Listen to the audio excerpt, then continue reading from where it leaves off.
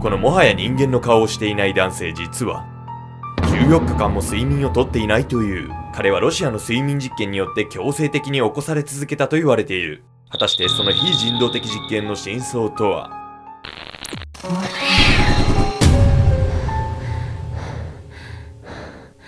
たい焼きをケツから食うやつ根性なし。どうもケンちゃんです。ちょっと偏見すごすぎないそれ。どうもヤミコです。今回はね、人体実験にまつわる話をご紹介していきたいと思います。今までやったことないやつ。いや、そうなんですよ。人体実験、はい、地球上にはね、僕たちの知らない世界があって、そこではあんまり表立って騒がれていない、数々の非人道的な人体実験が行われていたんです。心理学史上最も邪悪な実験と言われるスタンフォード監獄実験。普通の学生たちを残虐なサディストたちに変えた実験とは一体何だったのか。スタンフォード監獄実験。スタンフォード監獄実験は1971年アメリカスタンフォード大学の心理学者フィリップ・ジンバルドーによって行われました。ジンバルドーはこの実験で人間の行動はその人の気質や性格で決まるのではなく置かれた状況によって決まるということを証明しようとしたんです。実験によりそこに置かれた被験者がその人本来の気質や性格と違う行動をすればそれは状況の力が働いたことになるというわけです。ジンバルドーはまずスタンフォード大学の地下実験室を改修して本物に似せた実験用の刑務所を作ったんです。そして新聞広告などを利用して集めた大学生100人余りの中から標準的な気質の学生21人を選考。選ばれた21人は無作為にグループ分けされ、11人が看守役、10人が受刑者の役割を与えられ、2週間の予定で実験はスタートしたんです。この時点でちょっと怖いですよね。まず刑務所に収容するところから始まったのですが、実験をよりリアルにするために受刑者役の学生たちを本物のパトカーと警官により実際に逮捕させて実験用刑務所に連行したんです。その後本物の犯罪者と同様に指紋を採取し、看守役たちの前で服を脱がして全裸にした上、シラミ駆除剤を配布したんです。やりすぎ。刑務所役が着用するのは胸と背中に番号が記された薄い布の囚人服のみで、下着の着用は禁止されていたんです。そして頭には女性用のナイロンストッキングから作った帽子をかぶせ、さらに足には金属製の鎖が付けられていました。これらは全て受刑者役に屈辱感や無力感を与えることを狙った処置だったんです。一方、看守役に対しては軍服や警棒、表情を読み取られないようにサングラスなどを支給し、権威や力や支配者といったものを強く感じさせる服装をさせていたんです。実験当初、看守役の被験者たちは自分たちの役割に戸惑いを感じていたんです。数日前までは普通の学生だったわけなんで、そりゃそうっすよね。その後の証言記録に命令を出す役割は非常に居心地の悪いものでした。同じ人間同士なのにという気持ちが膨らむばかりでしたと残されています。しかし看守役の被験者たちは実験が進むにつれてだんだんと威圧的な態度を取るようになっていきます。そして実験3日目になると、なんと看守役は誰に命じられるわけでもなく自ら権力を行使するようになったんです。1日3回と決められていた点呼を真夜中にも開始し、さらに夜間のトイレの使用を禁止し、バケツにするように指示しました。汚物は朝までそのまま放置されていたんです。いやー、ひどいっすよね。また従順でない者には狭い独房に監禁するようになったんです。暴力は禁止されていたため直接手は出さないものの、自尊心を傷つける精神的虐待が始まっていったんです。実験4日目になると受刑者役の被験者たちは無抵抗に看守の言動を受け入れるようになっていきました。看守役はトイレットペーパーの切れ端だけでトイレを掃除させるなど、受刑者役に対して屈辱的な行為を強要したんです。実験5日目にもなると看守役の行為はさらにエスカレートしていきます。看守たちは受刑者役を四つん這いにして動物の性行為の真似を強要するまでに至ったんです。そして受刑者役への侮辱の言葉は実験初日には1時間あたり 0.3 回だったのが5日目には 5.7 回に激増していったんです。普通の大学生たちがたった数日で残虐な悪魔と従順な羊に変貌してしまったんです。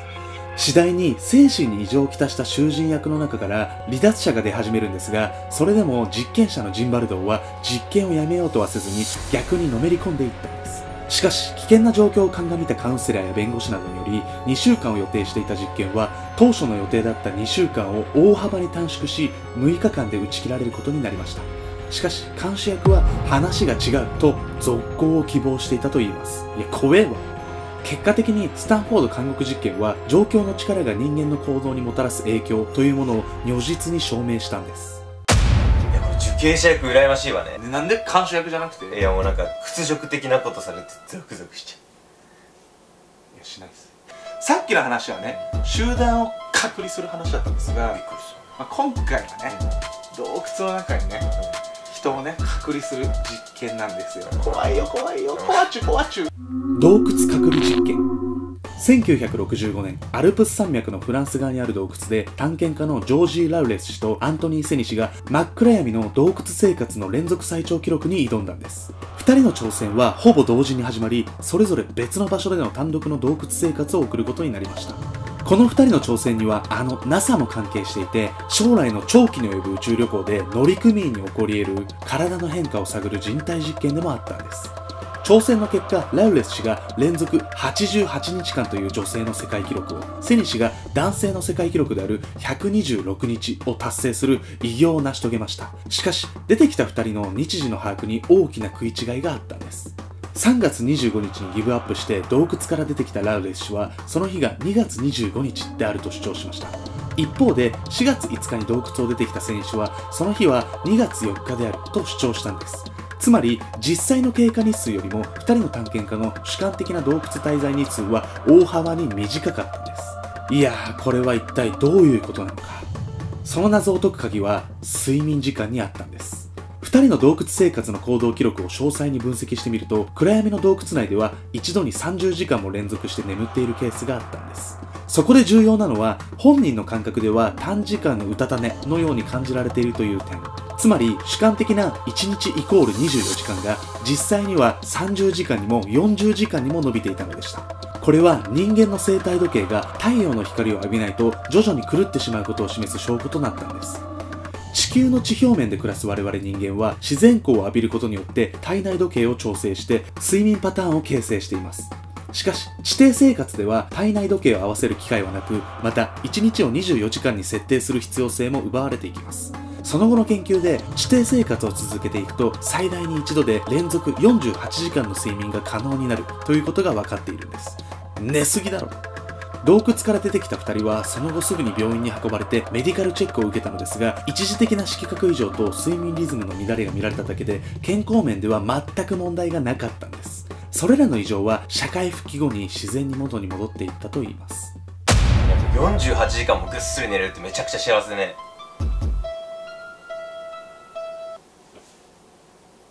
洞窟の実験においてね、人間はね、太陽の光を浴びなければ、最大連続で48時間眠れるってことがこの実験で証明されたわけなんです。ですがね、次の実験はね、もう恐ろしいですよ。ロシアで行われた逆の実験です。逆。ロシア睡眠実験。1940年代、ロシアの研究グループによって睡眠を抑制する実験が行われました。被験者は第二次世界大戦中に国家の敵とみなされた5人の政治犯が選ばれました。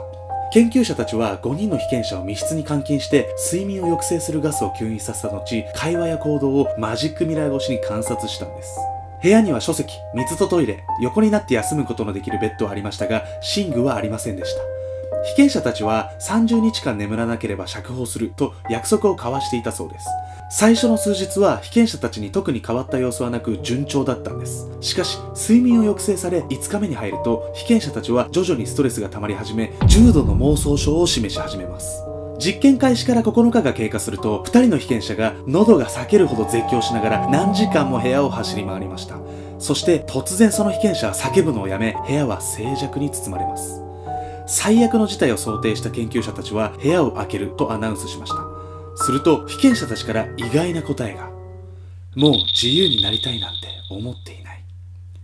実験開始から12日目には被験者5人全員が激しい運動をした時と同じような酸素消費量を表示するなど明らかな異変が現れたんです。そして実験14日後、被験者の反応を観察するために解放してやると言いますが、被験者たちは穏やかな声で解放されたくないと拒否したんです。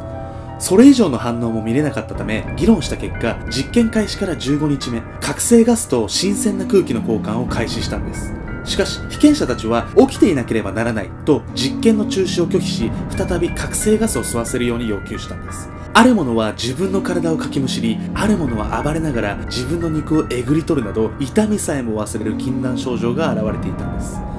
研究者がどうして自分の体を切断するのかと尋ねると、全員が起き続けなければならないんだと同じ答えを返しました。その後、被験者たちは抑圧されたまま治療が開始されたんです。眠るようにと指導しますが、目を閉じた直後に1人が息絶えてしまいます。被験者を押さえつけるため武装兵を数人送り込みますが、被験者の1人が武装兵に襲いかかります。